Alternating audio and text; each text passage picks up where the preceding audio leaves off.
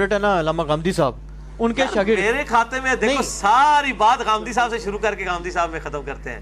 اب انہوں نے ان کے جو شاگرد ہیں انہوں نے بڑے بڑے سخت اس پہ لکھے ہیں آرٹیکل. اب میں پڑھتا تو آپ کو شاید آپ بھی تھوڑا حیران ہوتے. انہوں نے یعنی باقاعدہ ایسے ایسے آرٹیکل لکھے ہیں کہ لونڈیوں اور کی خریداری کیسے ہوتی تھی. تو انہوں نے لکھا جی کہ یہ بات کس طرح یعنی مانی جا سکتی ہے کہ خدا ایسا نظام برداشت کرے. وہ تو ایسا نہیں کہتے تھے خدا نے برداشت نہیں کیا، خدا نے ڈسکریج کیا، وہ نظام ختم ہو گیا، اپنی موت خود مر گیا. ڈسکریج کدھر کیا؟ ڈسکریج کیا نا کہ لونڈیوں کو آزاد کرو، غلاموں کو آزاد کرو. آہستہ آہستہ نہیں سلطنت عثمانیہ تک تو جاری رہا، تو پھر تو اس کے بعد کوئی نبی نہیں نہ آ سکتا. ڈسکریج تو کیا ہے نا.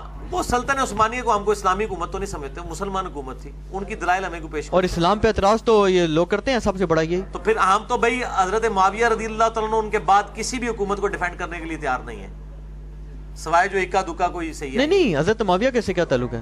نہیں میں ویسے کہہ رہا ہوں کہ اگر ہم ان کو تیار نہیں ہے تو سلطنت عثمانیہ کو ہمارے رشتہ دار. نہیں سلطنت عثمانیہ کو تو اعتراض ہی نہیں کرتے.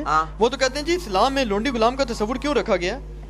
کون کہتے ہیں؟ یہ مستشرقین کہتے ہیں، در یہ کہتے ہیں، بے شمار لوگ کہتے ہیں. اس کے اوپر جناب الجہاد فی الاسلام کتاب لکھی ہے مولانا مودودی نے. اچھا ٹھیک ہے، وہ اسی ٹاپک کے اوپر ہے. انہوں نے ان اعتراضات کے جواب دیے کہ ایک سسٹم چل رہا تھا. نہیں کوئی تسلی بخش جواب دیے ہیں یا تسلی بخش جواب دیے؟ جان چھڑائی ہے. اصل میں آج کے دور میں یہ باتیں کرنا بڑا آسان ہے. آج عورتوں کے حقوق کی بات کرنا بھی، جس زمانے میں اسلام عورتوں کے حقوق کی بات کر رہا تھا نا، اس زمانے میں ان لوگوں کو پتہ بھی نہیں تھا ان حقوق کا.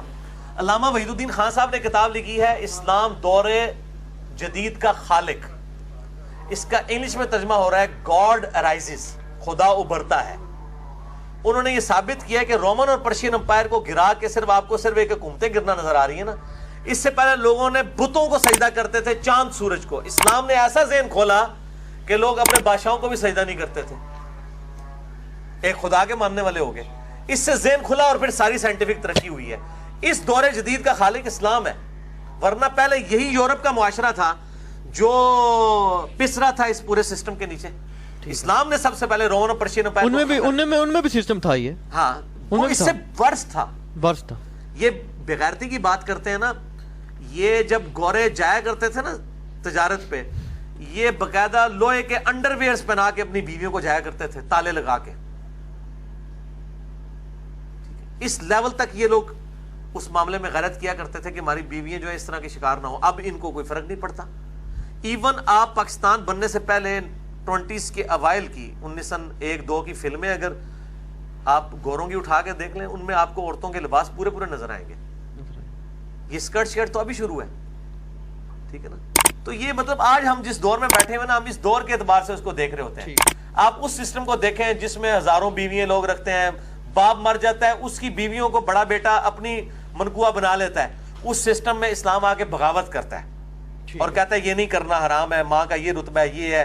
اور وہ سورہ النساء کی آیت نمبر 23-24 کے اندر جو ہے وہ محرمات ابدیہ کی لسٹ بتائی جاتی ہے، ٹھیک ہے، کہ یہ بھی حرام، یہ بھی حرام، یہ بھی حرام، یہ بھی حرام. اس میں تو بہت بڑا جہاد تھا. آج ایوولوشن کے بعد ہم جو ہے وہ ایک ایوالوڈ معاشرے میں پہنچے ہیں، تو آج ہمیں یہ معاشرہ بڑا اچھا لگ رہا ہے. آج بھی پریکٹیکلی ان تمام چیزوں کے باوجود کموڈٹی نہیں بنا دیا یورپ نے عورتوں کو. کیا عزت دی ہوئی ہے سب کانٹیننٹ کے معاشرے میں؟ جو عورت کی عزت ہے، کیا یورپ میں ہے یہ عزت؟ ایک دو واقعات یہاں اٹھاتے ہیں نا، ان کو یہ نہیں نظر آتا یہاں ماں باپ بوڑھے ہوتے ہیں، عورتیں بوڑھی ہوتی ہیں، کس طرح جو ہے اولاد خدمت کر رہی ہوتی ہے. وہاں جو اولڈ ایج ہاؤسز کے اندر بھیج دیتے ہیں ان کو، اور عورتیں جو ہیں وہ کس قسم کی برائیوں کے اندر مبتلا ہو جاتی ہیں. ان کی کس پرسی دیکھنے والی ہوتی ہے. تو یہ تصویر کا ایک رخ پیش کر رہا ہے.